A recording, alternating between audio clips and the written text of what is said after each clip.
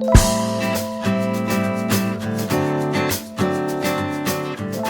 merupakan mata uang virtual yang tidak diatur oleh negara manapun. Mata uang virtual ini dikembangkan pada tahun 2009 oleh seorang dengan nama samaran Satoshi Nakamoto. Yang membedakan Bitcoin dengan mata uang pada umumnya, Bitcoin hanya tersedia di dunia digital. Pemilik Bitcoin terhubung satu sama lain melalui jaringan komputer di seluruh dunia. Kurs atau nilai tukar Bitcoin berfluktuasi setiap waktu. Saat ini di Indonesia kisaran satu Bitcoin senilai dengan 5 juta rupiah.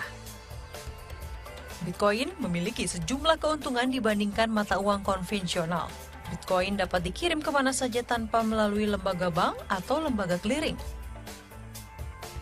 Biaya transaksi murah bahkan mendekati 0 rupiah. Mata uang virtual ini bisa digunakan di negara mana saja. Rekening pemilik tidak dapat dibekukan. Dan dalam hal transaksi, Bitcoin tidak memiliki syarat dan batasan transfer. Seperti halnya menyimpan uang tunai, dibutuhkan dompet virtual untuk menyimpan Bitcoin. Dompet ini dikenal dengan Bitcoin Wallet. Untuk mendapatkannya, cukup dengan mengunduh aplikasi melalui Play Store.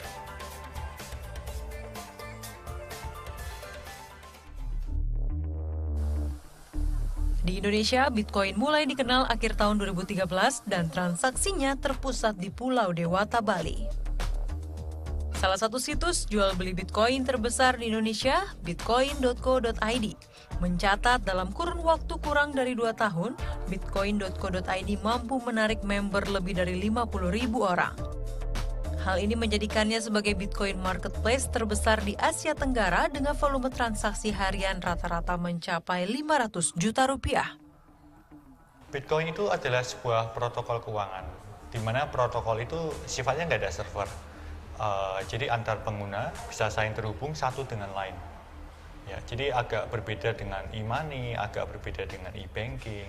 Karena protokol ini berdiri sendiri-sendiri, terdesentralisasi tanpa diatur oleh siapapun. Salah satu pengguna Bitcoin adalah Teddy Fresnel. Teddy yang sehari-hari berprofesi sebagai karyawan swasta ini mulai mengenal Bitcoin sejak 2 tahun silam. Teddy lebih mengutamakan penggunaan Bitcoin-nya untuk investasi. Saya yang pertama untuk transaksi, jadi seperti forex untuk trading. Nah, misalnya saya beli Bitcoin hari ini, katakanlah satu Bitcoin itu 3 juta. Nah, kemudian saya ikuti perkembangan tentang Bitcoin, kemungkinan minggu depan itu bisa harganya melonjak lebih tinggi, misalnya 5 juta. Nah, kalau saya beli 3 juta, kemudian saya jual 5 juta, berarti saya untung 2 juta. Nah, seperti itu aja. Kemudian untuk kehidupan sehari-hari, Bitcoin juga bisa dipakai untuk misalnya beli pulsa, ngisi pulsa, kemudian pulsa listrik. Selain diminati oleh orang Indonesia, Bitcoin lebih dulu diminati oleh warga asing. Salah satunya Gary Dykstra, warga Amerika Serikat yang sudah menetap di Bali selama 2 tahun ini mengenal Bitcoin sejak tahun 2011. Berbeda dengan Teddy yang memilih Bitcoin untuk investasi, Gary lebih memilih Bitcoin untuk transaksi pembayaran. Well, you can use Bitcoin just like any other kind of money, but you walk around with it on your phone, so you don't have to go to the ATM, you don't have to carry around cash. But if you ever lose your phone, you can still recover your Bitcoin. So it's, in a way, it's better than cash, it's more convenient. Bali menjadi pusat peredaran Bitcoin di Indonesia.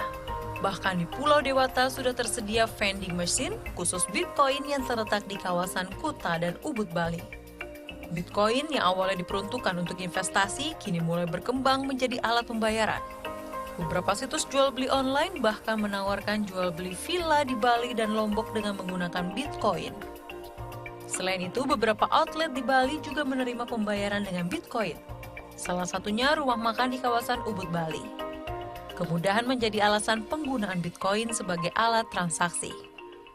It's really simple. We have a QR code on our computer screen, and someone with Bitcoin in a wallet just comes with his handphone and he scans that QR code, and payment and transaction is done immediately, and Bitcoin is entered into my Bitcoin wallet. So it's a cashless transaction. You don't have to carry cash around, and it's done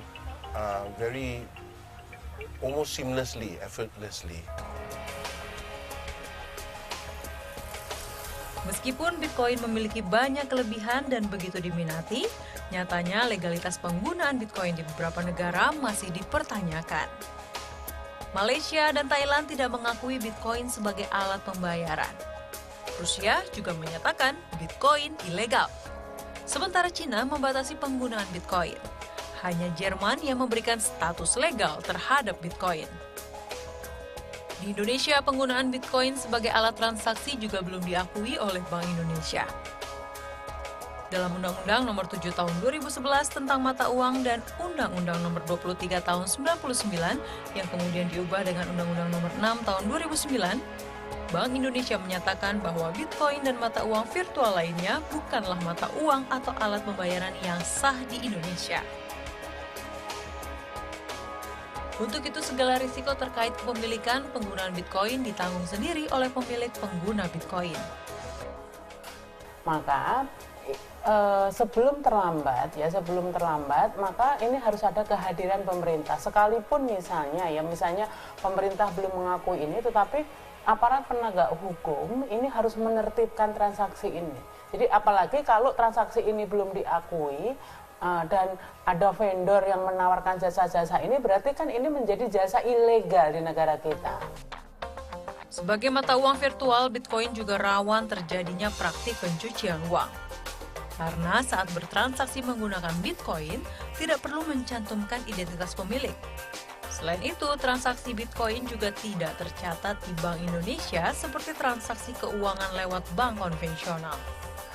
Meski demikian, hingga kini belum ada tindakan hukum terkait penggunaan Bitcoin di Indonesia.